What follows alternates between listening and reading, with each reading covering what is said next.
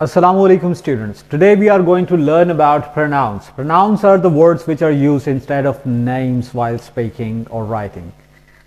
वो अल्फाज जो हम नामों की जगह इस्तेमाल करते हैं अपने जुमलों में वो pronouns कहलाते हैं. Okay, for example, look at these sentences. In these sentences, I have used some names like this: teacher, students, and language, okay, and color and class. But these words are the common names. We cannot identify the person's places or things with these names, so these are called common names or common nouns. Okay, instead of proper nouns or proper names, असल नामों की बजाय हम इन sentences में कुछ और words use कर रहे हैं. वो वर्ड्स क्या हैं? Look at them. I, your, you, my, we, our, she, me, you, them, he, her, us, it, its, they, it, their. ये वो तमाम अल्फाज हैं जो हम नामों की जगह इस्तेमाल कर रहे हैं इन तमाम सेंटेंसेस में. मैंने इन सेंटेंसेस में कहीं कोई प्रॉपर नाम या असल नाम इस्तेमाल नहीं किया है. तो ये तमाम वर्ड्स जो हैं ये प्रोनाउंस कहलाएंगे. अब हम देख लेते हैं कि what is the relation between I, my and me. I, my और मी तीनों अल्फाज एक ही शख्स यानी मेरे अपने लिए इस्तेमाल हुए हैं. तो अगर ये तीन अल्फाज यहां पर मौजूद हैं तो इनकी क्या जरूरत है? फॉर एग्जाम्पल, अगर एक आई का लफ्ज यहां पर मौजूद है मेरे लिए, तो माई और मी क्यों है? इनके दरमियान एक्चुअली एक रिलेशन है और वो रिलेशन ये है कि ये डिफरेंट फॉर्म्स हैं एक ही प्रोनाउन की. आई की पॉजेसिव फॉर्म माई है और आई की पैसिव फॉर्म मी है.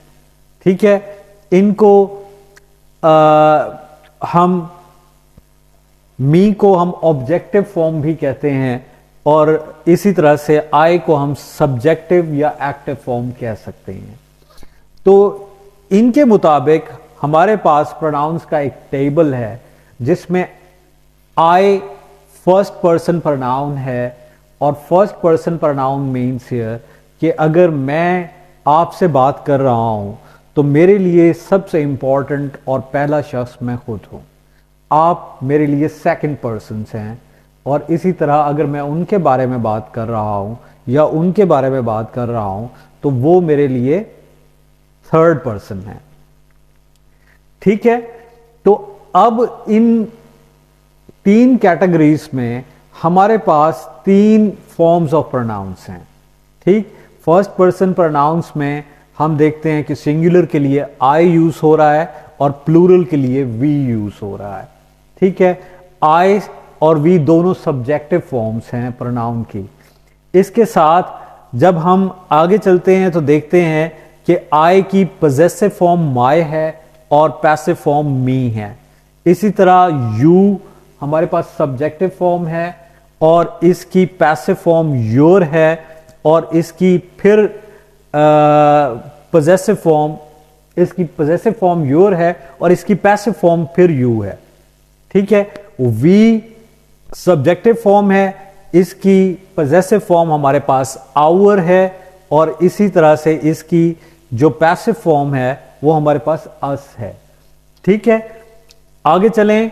हम थर्ड पर्सन सिंगुलर्स में शी हमारे पास है सब्जेक्टिव फॉर्म, इसकी पॉजेसिव फॉर्म हर है और इसी तरह से इसकी पैसिव फॉर्म भी हर है.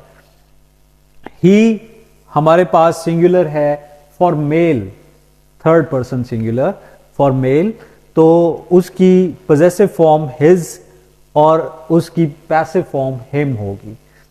तो इट है, इट सिंगुलर के लिए यूज हो रहा है और इसकी पोजेसिव फॉर्म इट्स है, इसकी पैसिव फॉर्म फिर इट है। ठीक है, इसके साथ दे हमारे पास प्लूरल फॉर्म है थर्ड पर्सन सिंगुलर की, तो दे सब्जेक्टिव फॉर्म है, इसकी पोजेसिव फॉर्म देयर होगी और इसकी पैसिव फॉर्म देम होगी। तो ये एक कंप्लीट टेबल है। इस टेबल को मैं आपको एक स्लाइड में शो कर दूंगा, लेकिन आपको जो चीज जहन में रखनी है वो ये है कि we have 3 categories of pronouns, first person pronouns, second person pronouns and third person pronouns. और इसी तरह से we have 3 forms of pronouns: possessive pronoun, subjective pronoun and objective pronoun.